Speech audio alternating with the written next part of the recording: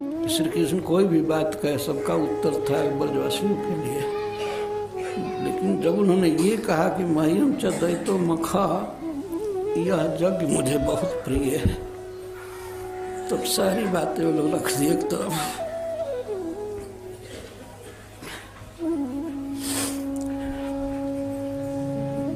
7 बरस के बच्चे की बात रख दी है। बड़े बूढ़े गोप लोग छोड़ो कुछ भी हो, ये चाहता है तो यही होना चाहिए। ये है ब्रजवासियों का प्रेम भगवान के प्रति।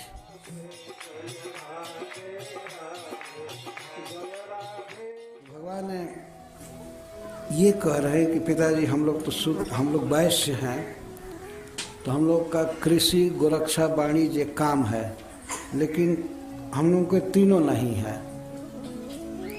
नहीं, कृषि और वाणिज्य नहीं है, हम लोग कुछ भी नहीं है। एक गाय है तो गौओं से ही हमारी जीविका चलती है।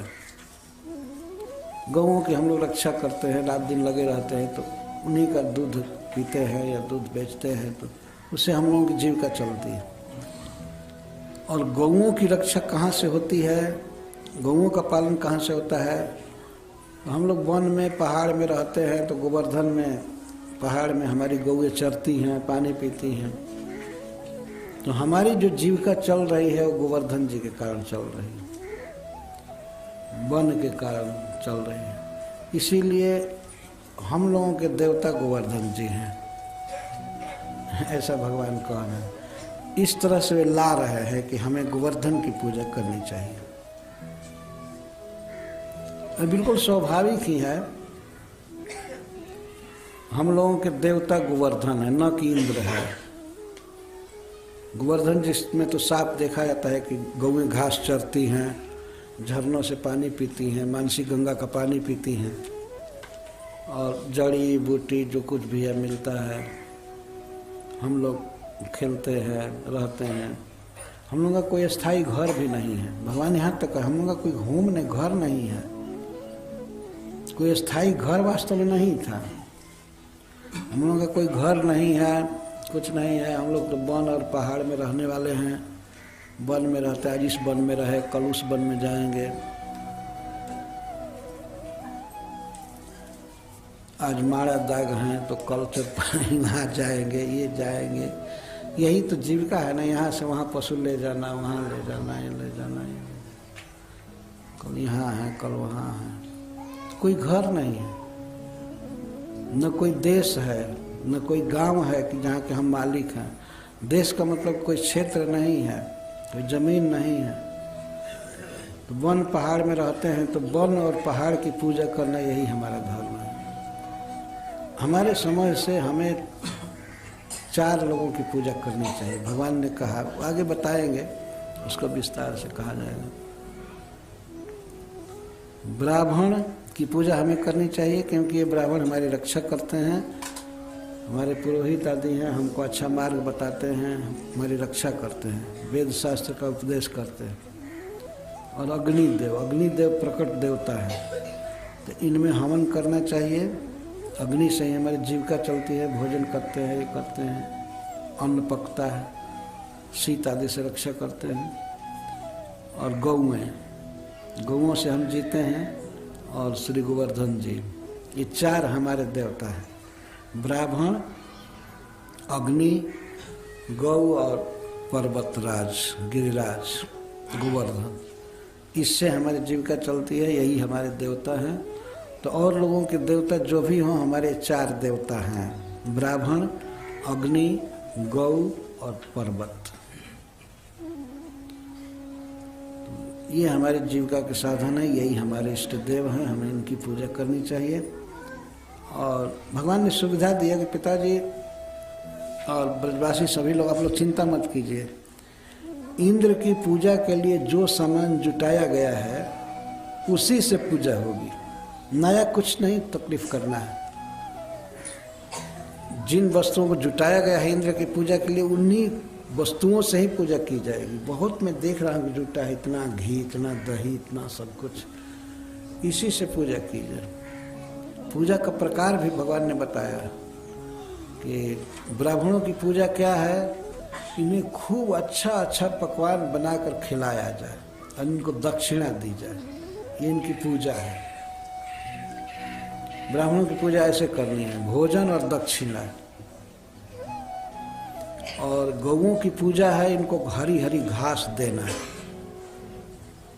हरी हरी घास दिया गया था पूजा में, रोज तो चरती थी वन में घूम घूम करके, तकलीफ सह करके, लेकिन उस दिन गोवर्धन पूजा के दिन गौओं के लिए हरी हरी घास काट करके लाया गया था, वहीं सामने सब खा रही थी। ये पूजा है। गौ की पूजा ये नहीं है कि आरती दिखा दो, तिलक दे दो और भूख लगी हुई है गाय को। गाय की पूजा का मतलब है उसे भोजन देना, गवत देना। और अग्नि की पूजा है, उसमें हवन करना, घी की आहुति देना।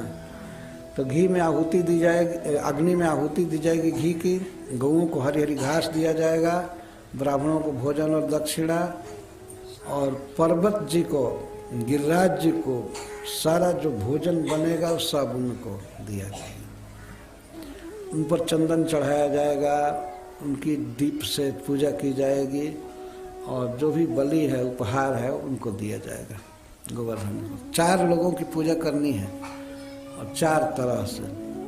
ये गौओं के लिए बड़ा अच्छा यज्ञ होगा, पर्वत के लिए होगा, अग्नि के लिए, ब्राह्मणों के लिए।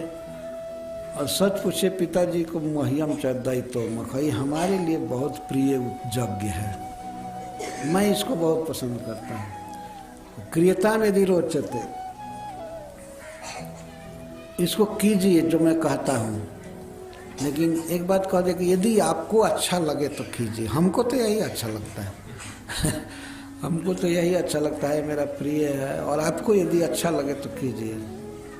तो सभी ब्रजवासी आपस में विचार करके कृष्ण को कहे, नंद बाबा को कहे, बस ये जो कहता है वही करना चाहिए। हम लोगों का तो धर्म है इसको प्रसन्न करना, कृष्ण को प्रसन्न। तो ब्रजवासी लोग इस बात को स्वीकार कर लिए। बहुत बड़ा खतरा आने वाला है, बहुत, लेकिन हमको ये पसंद है, बस यही बात काम किया। भगवान का हमको ये पसंद है बाबा।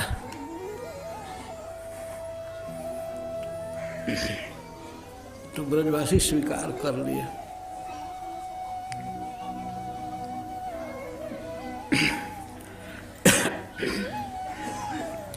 कृष्ण को कितना मानते हैं इस बात से पता लगता है। वर्षों से परंपरा से जो पूजा की पद्धति आ रही थी, कृष्ण ने कह दिया कि ये हमको पसंद है, तो वे इसको मान गए।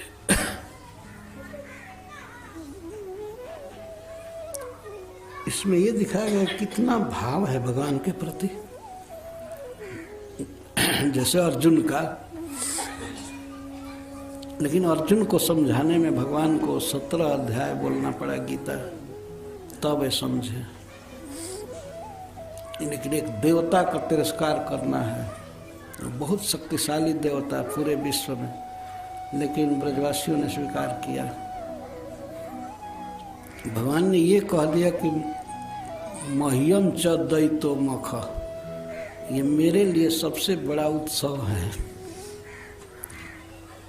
गोवर्धन की पूजा करना। भगवान ने भी निर्देश दिए क्या क्या बनना चाहिए, क्या क्या पकवान बनना चाहिए, कैसे गिरिराज की परिक्रमा करनी चाहिए। गिरे दियताम बलि कहा, हम सब लोग खा पी करके और अच्छा अच्छा कपड़ा पहन करके गिरिराज की परिक्रमा करेंगे।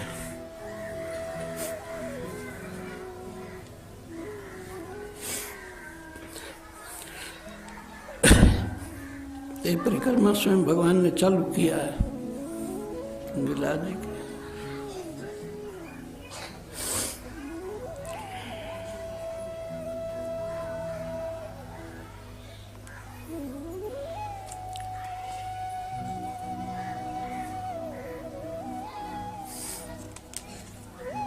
श्री कृष्ण कोई भी बात कहे सबका उत्तर था ब्रजवासियों के लिए।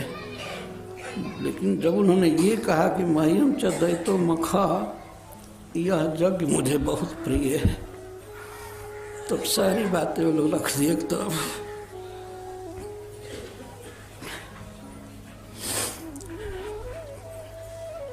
एक 7 बरस के बच्चे की बात रख दिए। बड़े बूढ़े गोप लोग, छोड़ो कुछ भी हो,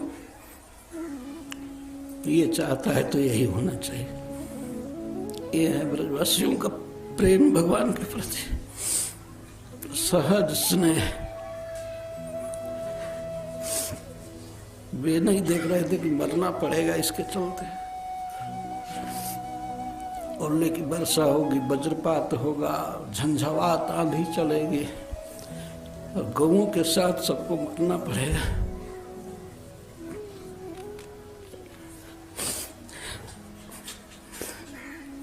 ये चिंता नहीं हुई आगे पीछे की क्या होगा, बस कृष्ण को सुखी रहना चाहिए। यह चाह रहा है तो यही होगा। और सबने एक मत से कहा ठीक है ठीक है ठीक है, यही होगा। कृष्ण को पसंद है तो यही होगा। लोग मान लिए इस बात को। हरे कृष्णा कृष्ण कृष्ण हरे हरे, हरे राम राम राम